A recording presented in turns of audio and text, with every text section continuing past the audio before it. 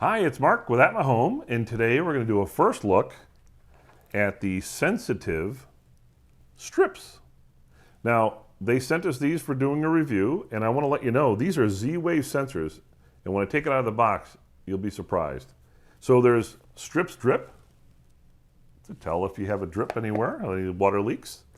There's Strip Comfort, so temperature and humidity, and Strips Guard. And Strips Guard is for your windows. So let's take a look at one of these and what they look like, because they are called strips. And check it out. That's it. It's just this little, I don't know if you can see this or not, but it's this little device, and it's really thin. And you basically, I believe, put this on your door or window frame, and it tells you if the door is open or closed or the window is open or closed. At least we're going to find out. And it's Z-Wave Plus, so they're supposed to last, I think, 10 years. So that's it. That's a first look at the Sensative Strips.